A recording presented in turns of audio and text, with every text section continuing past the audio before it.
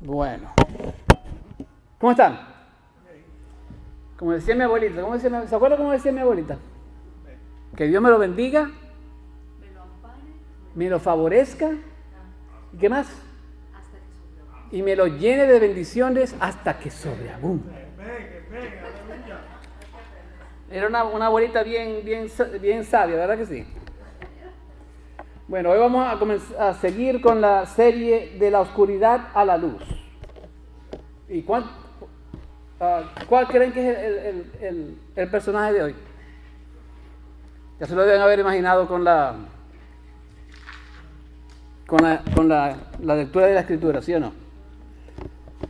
Bueno, es el famoso ladrón en la cruz.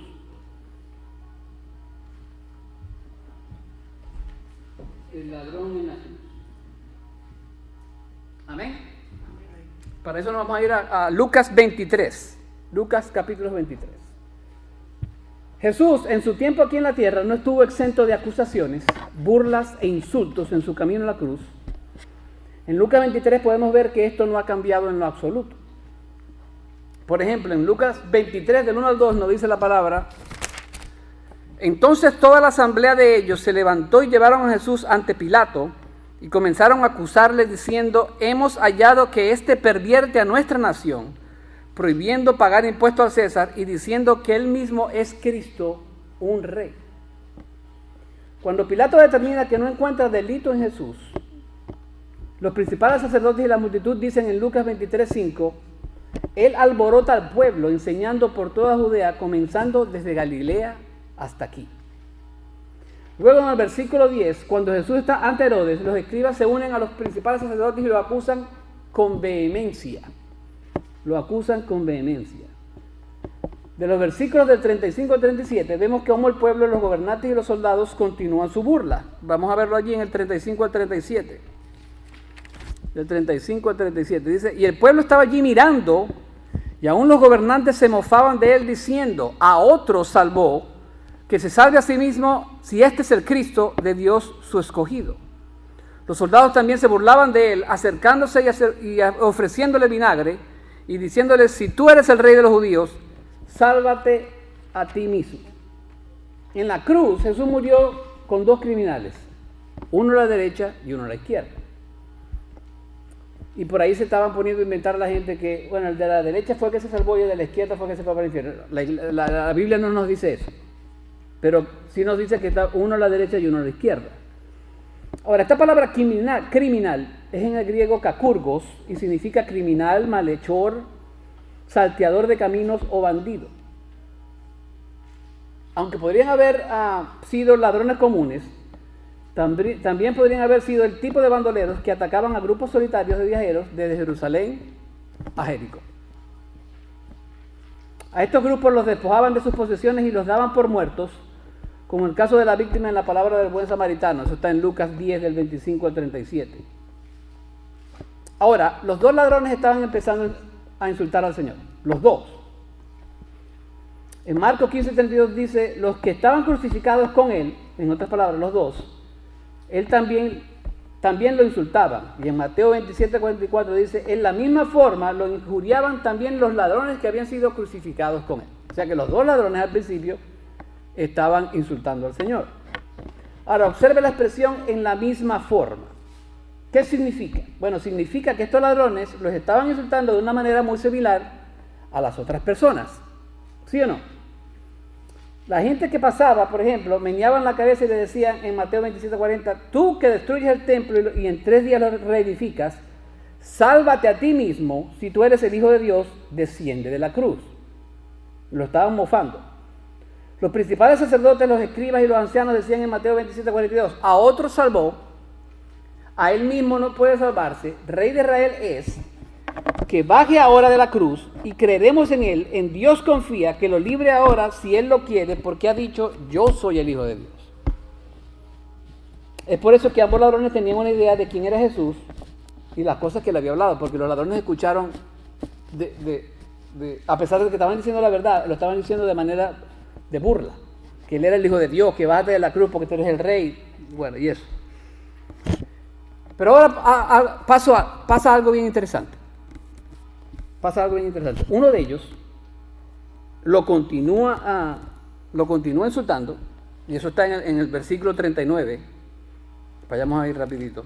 En el versículo 39 dice: y uno de los malhechores que estaban colgados allí les lanzaba insultos diciendo: no eres tú el Cristo, sálvate a ti mismo y a nosotros. Amén. Entonces, esta persona, el ladrón, entre comillas, malo, los dos eran malos, ¿sí o no? Este ladrón malo empezó a insultar a Jesús con el otro, y esa palabra allí en el griego de insultar significa reprochar o injuriar. Sin embargo, en el 23:39, esa palabra significa blasfemar o profanar cosas sagradas. En otras palabras, ese ladrón, entre comillas, malo, porque los dos eran malos, empezó a insultar al Señor todavía más. La palabra aquí dice que lo estaba blasfemando. O sea, que el ladrón estaba, pero vuelto loco. Y esto me dio un pensamiento aquí. Escribí aquí: muchas veces, en vez de tratar de acercarnos más a Dios, lo que hacemos es odiarlo más porque no obtenemos lo que queremos. El ladrón blasfemo simplemente quería una salvación física de su cuerpo. Él quería que Dios lo bajara de esa cruz y más nada. Pero Cristo no se lo concedió porque su corazón no estaba correcto. Amén. Pero entonces, ¿qué pasó con el otro ladrón que dejó de insultar a Cristo? ¿Qué pasó con él? Bueno, lo primero que vamos a ver es que él reconoció que Dios juzga. Él reconoció que Dios juzga. Eso está en el versículo 40 del 23 de Lucas. Dice: pero el otro le contestó y reprendiendo le dijo: ni siquiera temes tú a Dios a pesar de que estabas bajo la misma condena. Es como si estuviera diciendo al otro ladrón: ¿no te da pavor de que la ira de Dios recaiga sobre ti? ¿No te da pavor, no te da miedo? El ladrón insultante ahora se convierte en una persona temerosa de Dios.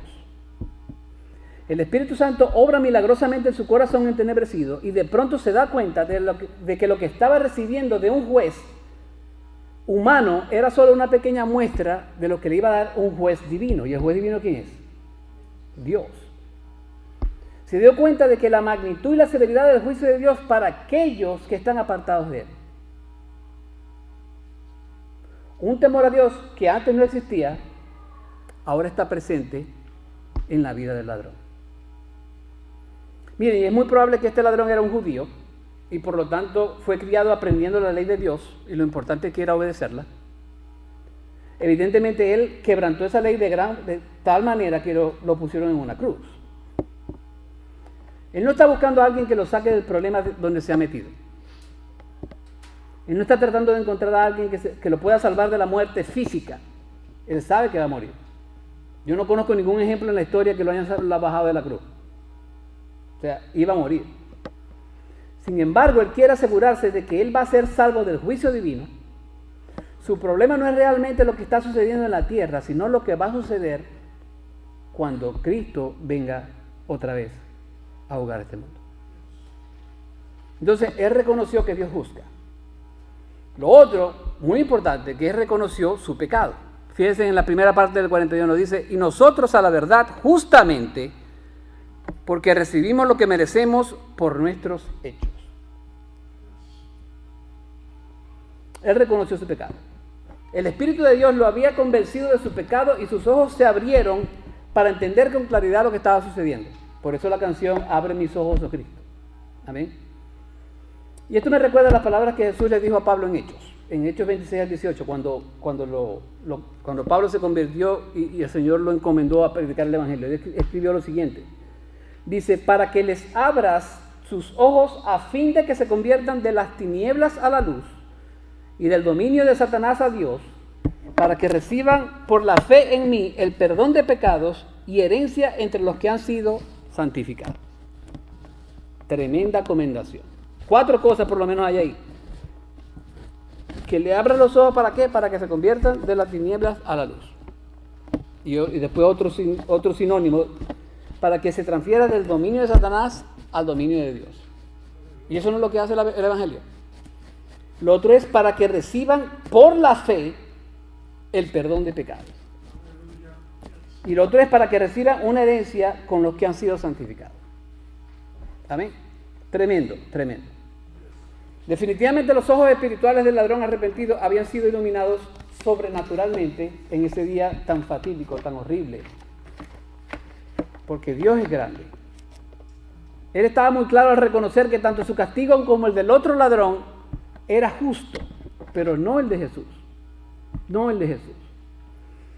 Mire, y es bien interesante hablar de esto, porque a veces cuando nosotros compartimos el Evangelio, como que lo ponemos muy fresa, ¿verdad? Y como dicen en mi país, dicen, ni muy calvo ni con dos pelucas. O sea, la cosa hay que ir directa como tiene que ser. Y una cosa que debemos hacer cuando predicamos el Evangelio es que le hagamos entender a esas personas que todos somos pecadores. ¿Qué dice Pablo en 3:23? Dice, por cuanto todos pecaron, están destituidos de la gloria de Dios. Y eso tiene que ser parte esencial de la presentación del Evangelio. Si no, no es Evangelio nada.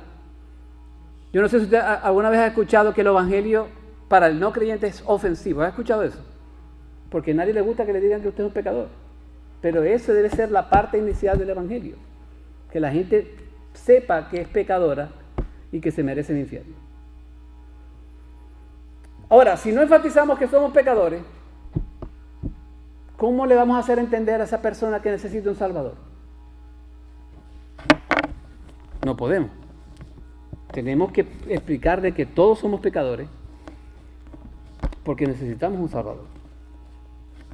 Lucas 18:13 nos da otro ejemplo de una persona que aceptó su pecado, que reconoció su pecado. Esa es la parábola del republicano y el fariseo. Dice así la palabra: pero el recaudador de impuestos, de pie y a cierta distancia, no quería ni siquiera alzar los ojos al cielo, sino que se golpeaba el pecho diciendo: Dios, ten piedad de mí, pecador. Sin embargo, el fariseo, en esta palabra de Lucas 18, así como el ladrón, se enfoca en sí mismo en vez de reconocer su pecado. Estamos hablando del otro ladrón, el ladrón malo, no el ladrón bueno que se convirtió. Ahora, de los versículos del 11 al 12 en Lucas 18, podemos ver ahí cómo es una persona que está llena de sí misma. Fíjese, 5 yos aparecen allí. Y yo los voy a enfatizar. Dice: Dios, yo te doy gracias, porque yo soy como los demás hombres estafadores, injustos, adúlteros, ni aun como este recaudador de impuestos. Yo ayuno 2 veces por semana. Yo te doy gracias, porque yo no soy como los demás hombres. Y yo ayuno 2 veces por semana y yo doy el diezmo de todo lo que yo gano. Yo. ¿Usted quiere irse para el infierno? Hágase un yoísta. Y le garantizo que se va a ir para el infierno. Debemos entender que Dios quiere corazones humildes y no orgullosos. Porque ¿qué pasa cuando estamos orgullosos? Todo lo podemos hacer nosotros mismos y no tenemos necesidad de un Salvador. Amén. ¿Qué nos dice 1 de Pedro 5:5? Dice: Dios resiste al soberbio y da gracia a los humildes. Dios resiste al soberbio y da gracia a los humildes. En Jesús termina la parábola de la siguiente manera, en el versículo 14, la parábola de Lucas 18. Dice: les digo que este recaudador de impuestos descendió a su casa justificado, pero aquel fariseo no, porque todo el que se engrandece será humillado, pero el que se humilla será engrandecido. Entonces una persona orgullosa y llena de sí misma no se puede ir al cielo, porque no hay espacio ahí para Dios, ¿sí o no? Lo otro es que el ladrón reconoció la no pecaminosidad de Cristo. Vaya al 41 al B, la parte B, la segunda parte. Dice: pero nada malo ha hecho. Él reconoció que Cristo no había hecho absolutamente nada malo. No sabemos si él estuvo expuesto a las enseñanzas de Cristo. No sabemos si él escuchó a otras personas hablar de Jesucristo, con la excepción de las barbaridades que fueron dichas en contra de él. ¿Se acuerda cuando le estaban diciendo que tú, que eres el Hijo de Dios, que te bajes, que tal, bla, bla, bla, bla? Pero sí podemos ver que el poder del Espíritu de Dios le da claridad para entender que Él está colgado en una cruz como un pecador que está recibiendo lo que se merece y que está al lado de uno que no se merece ese castigo. Amén. El ladrón está reconociendo que Jesús está injustamente siendo castigado. Él está reconociendo que en Jesús no hay pecado. La palabra clave aquí es ¿qué es? Nada. ¿Qué dice ahí el 41? Nada malo ha hecho. Nada malo ha hecho. ¿Y nada qué? Nada. Nada es nada. Amén. En 1 de Pedro 2:22, ¿qué nos dice? Que Jesús no cometió pecado, ni hubo engaño en su boca. No cometió pecado, ni hubo engaño en su boca. Por el contrario, ¿qué hizo Jesús? Él es el Cordero de Dios que quita el pecado del mundo. Él es el fiel y justo para perdonar los pecados y para limpiarnos de toda maldad. Él es el abogado para con el Padre. Él es Jesucristo el justo, que es la propiciación de nuestros pecados. Amén. Entonces, el ladrón se dio cuenta de eso, que Jesucristo no era un pecador, que Jesucristo era puro, era perfecto. Porque si Jesucristo no hubiera sido perfecto, Él no hubiera podido pagar por ese sacrificio en la cruz, ¿sí o no? Tenía que ser perfecto. El Cordero de Dios que quita el pecado del mundo. Lo otro que hizo este ladrón es que él reconoció que Dios perdona. Versículo 42. Y decía Jesús, acuérdate de mí cuando vengas en tu reino. El ladrón penitente termina de reprender al otro ladrón y ahora se dirige a Jesús. Está hablando así y yo no me imagino cómo fue eso, porque, o sea, estando en una cruz, no sé cómo usted va a mover la cabeza, pero... Y de pronto, aquí está hablando con el ladrón y de pronto se va para acá y está hablando con Jesús. Hay un versículo en Isaías que dice, mira al Señor. Y eso es lo que estaba haciendo el ladrón. Pero ¿qué es lo primero que le dice el ladrón a Jesús? Vaya al 42. Dice, y decía, Jesús. Lo llamó Jesús. ¿Y qué significa Jesús? Jehová salva. Mateo 1:21 nos dice, y dará a luz un hijo, y le pondrás por nombre Jesús, porque él salvará a sus pueblos de sus pecados. Lo llama Jesús, el nombre correcto de él. Él reconoce que Jesús es la fuente del perdón, la gracia y la misericordia. Ahora, ¿por qué él quiere que Jesús se acuerde de él cuando venga en su reino? Porque quería perdón. Porque quería perdón. ¿Y cómo él sabía que Dios perdonaba? Bueno, si nos vamos a los versículos del 33 al 34, dice la palabra en el Lucas 23. Cuando llegaron al lugar llamado la Calavera, crucificaron allí a Jesús y a los malhechores, uno a la derecha y otro a la izquierda. Y Jesús decía, Padre, perdónalos porque no saben lo que hacen. Y echaron sus suertes repartiéndose entre sí sus vestidos. El ladrón escuchó esas palabras de Jesús. Amén. Entonces sabía que Dios perdonaba. El ladrón escuchó que Jesús le estaba pidiendo a su padre que perdonara a la gente que le estaba haciendo daño a él. Entonces él reconoció que Jesús era un perdonador. Ahora, pareciera que el ladrón tiene un poco de entendimiento de la escatología del Antiguo Testamento. La escatología es el estudio de las etapas, de las épocas. ¿Por qué yo digo eso? Bueno, porque el ladrón está hablando de un reino venidero, ¿sí o no? Dice, acuérdate de mí cuando vengas en tu reino. Acuérdate de mí cuando vengas en tu reino. Entonces,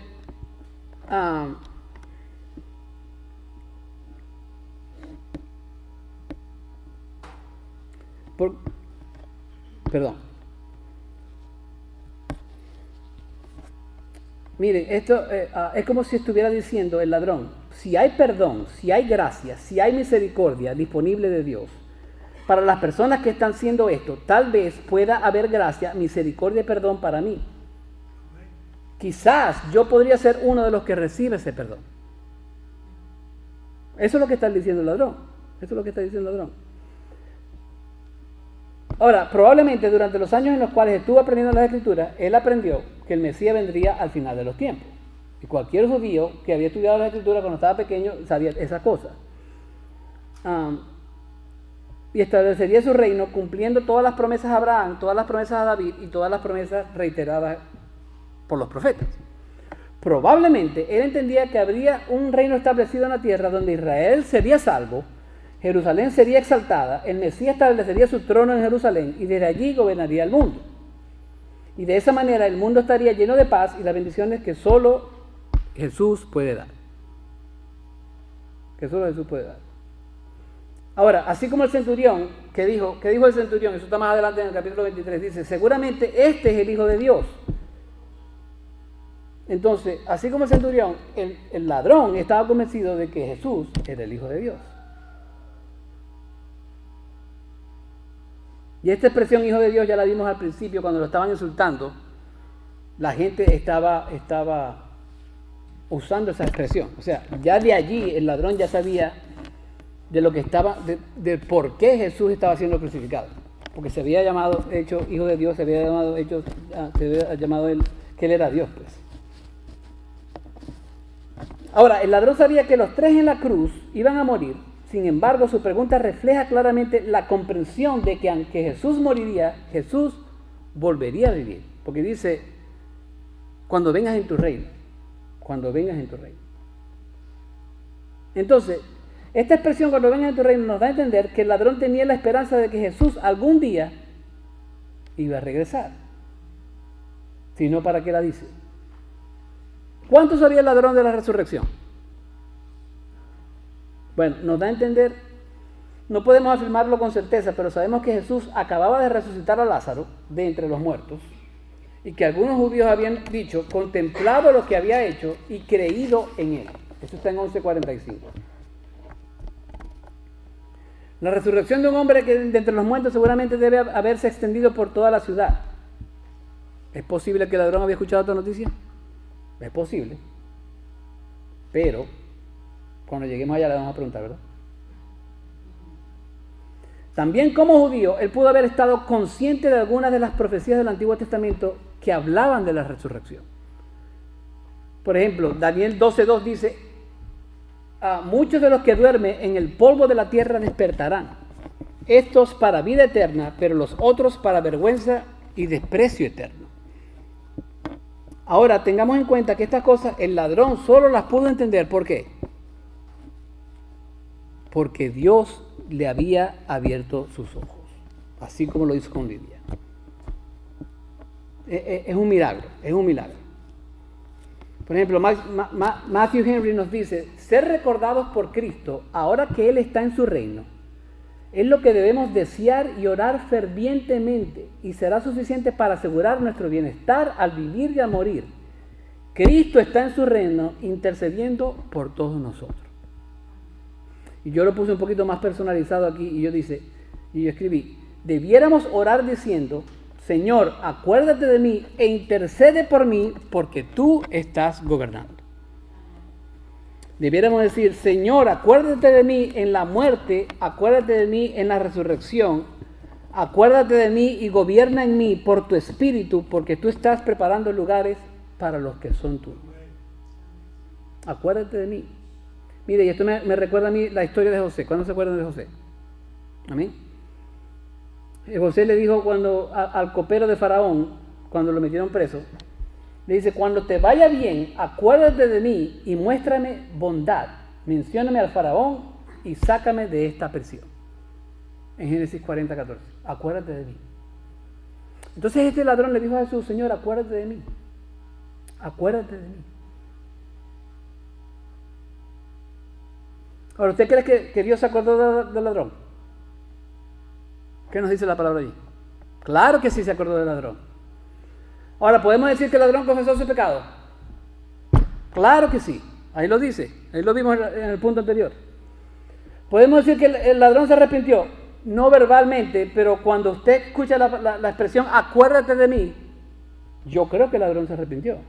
Sino, ¿para qué me estoy acordando de alguien en alguien que, o sea, que yo le diga a alguien, acuérdate de mí, y yo no creo en esa persona? ¿Tiene sentido? No, no tiene sentido. Y esto me lleva al próximo punto. Dice que él reconoció que Dios asegura su salvación. En el 43 dice la palabra, entonces él le dijo, en verdad te digo, hoy estarás conmigo en el paraíso. Hoy estarás conmigo en el paraíso. Una vez que haya sido redimido por la sangre del Cordero, Jesús, el Cordero inmolado de Dios, te garantiza que vas a vivir con Él en ese lugar que Él ha preparado para ti. ¿Sí o no? El ladrón arrepentido en un momento sobrenatural fue rescatado del dominio de las tinieblas y fue transferido al reino de Jesucristo, en quien tenemos redención y perdón de pecados. Colosenses 1 del 13 al 14. El ladrón se transformó completamente. Miren, aquí alguien escribió, la naturaleza nos forma, el pecado nos deforma, la escuela nos informa y Cristo a través de su Espíritu nos transforma. Se lo digo otra vez. La naturaleza nos forma, el pecado nos deforma, la escuela nos informa y Cristo a través de su Espíritu nos transforma. Y eso fue lo que hizo con el ladrón. Dios transformó al ladrón en la cruz. Aquí vemos que alguien de alguna manera comprende que Jesús no es un impostor y que aún así recibirá el reino que le pertenece al Mesías, que Él es mío. Él es mío.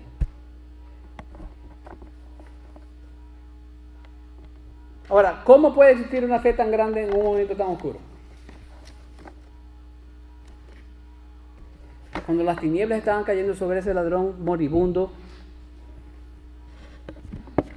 ¿cómo ese ladrón pudo tener una fe tan grande? Porque Dios tocó su corazón. Dios tocó su corazón. ¿Cuál es la respuesta del Señor entonces? A esta pequeña oración, porque eso fue una oración del ladrón, una pequeña oración. Acuérdate de mí cuando vengas en tu reino. Y el Señor, ¿qué le dice? Hoy estarás conmigo en el paraíso. ¿Qué más seguridad de la salvación puede tener usted? Muchos comentaristas decían que el ladrón en la cruz del Calvario fue el que recibió más rápido la seguridad de su salvación.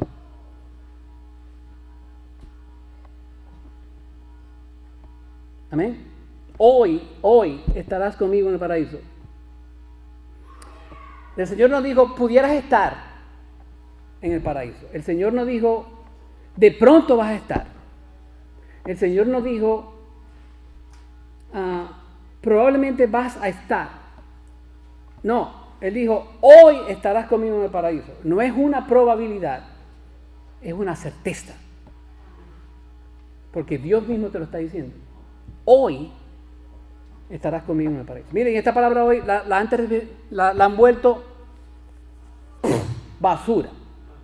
Porque dice, no, que si pongo la coma aquí, que se ponga la coma allá. Y sabe que el griego no tiene signos de puntuación. Porque muchos han dicho que hoy, yo te digo hoy, coma, estarás conmigo en el paraíso. En otra palabra, que yo te lo estoy diciendo hoy nada más, no es que te vas a ir para... Y no es así. Esa coma han hecho con ella lo que le da la gana. Hoy, el Señor le quiso decir, hoy estarás conmigo en el paraíso. Amén. La palabra paraíso es una palabra antigua que significa jardín, una palabra persia. Es sinónimo de cielo. En 2 Corintios 12, Pablo dice en el versículo 2, fui llamado al tercer cielo.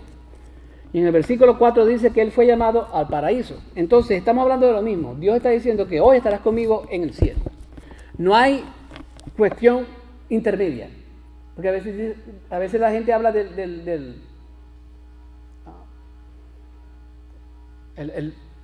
Abraham's bosom. No me acuerdo la palabra en español, perdón. Y no hay espacio intermedio. Pablo sigue diciendo, entonces lo que el Señor le quiso decir al ladrón es, hoy estarás conmigo en el cielo.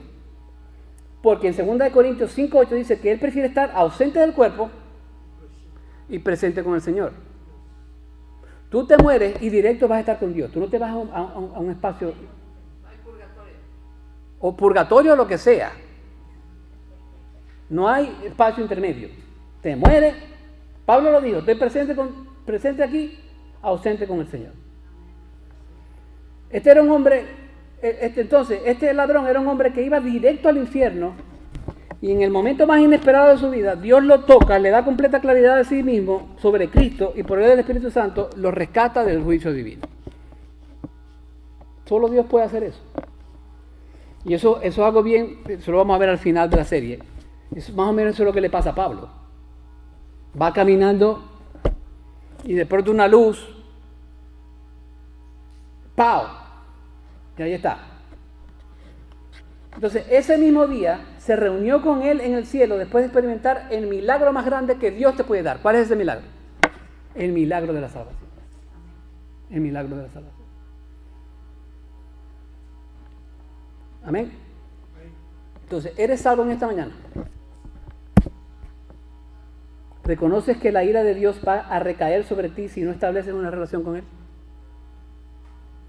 ¿Reconoces que eres un pecador con rumbo al infierno?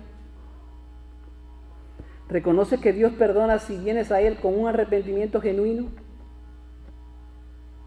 ¿Reconoces que Cristo, aunque Él no conoció pecado, se hizo pecado por ti para poderte dar la salvación que solo Él puede dar? Medita en esas preguntas pausadamente, y si quieres conversar sobre ellas, podemos tener una conversación más adelante. La historia de este ladrón nos da la esperanza que nunca es tarde para venir a Cristo. Sin embargo, no tomes eso como excusa para vivir una vida de pecado como te da la gana, y ya cuando te dejas a puntito de morirte, Señor, hoy quiero estar contigo en el paraíso. Eso no funciona así, porque Dios escudriña los corazones y prueba los pensamientos. Él sabe tu corazón. A Dios nadie lo engaña. ¿Sí o no? A Él no lo puedes engañar. No cometas ese error y empieza una relación con Él hoy. Este es el momento propicio de Dios. Hoy es el día de tu salvación. Y ese día era el día de la salvación para ese pecador. Y Dios ahí mismo se lo llevó al cielo. Miren, Adrian Rogers era un gran predicador, ya él está con el Señor. Él escribió lo siguiente: la Biblia registra un arrepentimiento en el lecho de muerte, y solo uno, para que nadie se desespere. Pero también uno y solo uno, para que nadie presuma. Te lo vuelvo a leer. La Biblia registra un arrepentimiento en el lecho de muerte, y solo uno, para que nadie se desespere. O sea, ahí está la esperanza de que mientras tenga vida tienes la esperanza de que Dios te puede salvar. Sin embargo, solamente uno y solo uno, para que no presumas. En otras palabras, no abuses, porque tú no te salvas cuando a ti te da la gana. Tú te salvas cuando a Dios determina que tú vas a ser salvo. Amén. Vamos ahora. Padre Celestial, en el nombre de tu Hijo Jesús, te damos las gracias por este hermoso ejemplo que tú has puesto en las Escrituras, Señor, del ladrón en la cruz. Tú transformaste su corazón, Señor, y te pedimos que tú transformes también los corazones de aquellas personas que no te conocen, Señor. Utilízanos para predicar tu evangelio de la manera correcta, clara, sencilla, para que ellos puedan venir a tu reino, Señor, y puedan vivir contigo toda una eternidad. Ayúdanos, Padre, a ser de bendición para otros. Ayúdanos a ser de buenas personas para con otros. Ayúdanos, Señor,